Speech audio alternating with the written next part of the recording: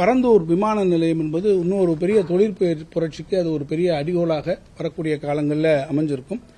இது பயணிகளுடைய இந்த போக்குவரத்தை மட்டும் நான் ஏற்கனவே சொன்னது மாதிரி அதனுடைய டென்சிட்டி, அந்த டிராவலர்ஸ் டென்சிட்டி மட்டும் இல்லாமல் பேசஞ்சர்ஸ் டென்சிட்டியை தாண்டி தொழில், வர்த்தகம் போன்ற இருக்கக்கூடிய கட்டமைப்புகள் வளர்ச்சியை அதை உறுதி செய்வதற்கு இந்த விமான நிலையம் வேண்டியிருக்கிறது என்பதை நான் சொல்வேன்.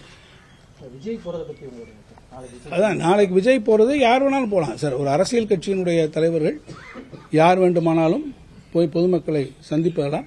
ஆனால் சந்திக்கின்ற போது அவர்களிடத்திலேயான குறைகளை கேட்டு அதை அரசினுடைய கவனத்திற்கு முறையாக கொண்டு வந்தால் நிச்சயமாக அந்த குறைகள் என்னவாக இருக்கும் என்பதை அரசும் நிச்சயமாக அவர்கள் ஆராயும்.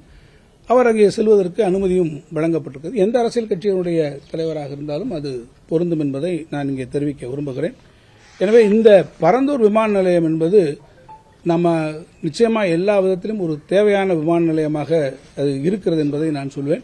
இந்த விமான நிலையத்திற்கு தேவையான நிலங்களை கையகப்படுத்தக்கூடிய நடவடிக்கைகளை, அது பட்டா நிலங்களாக இருந்தாலும் அதே போல நம்முடைய அரசினுடைய புறம்போக்கு நிலங்களை கையகப்படுத்தக்கூடிய நடவடிக்கைகளை அரசு மேற்கொண்டிருக்கிறது. அங்கே இருக்கக்கூடிய மக்கள், அந்த மக்களுக்கு பாதிக்காத வகையிலே மறு குடியமர்வை செய்வதற்கான நடவடிக்கைகள் அதையும் அரசாங்கம் இன்றைக்கு மேற்கொண்டிருக்கிறது.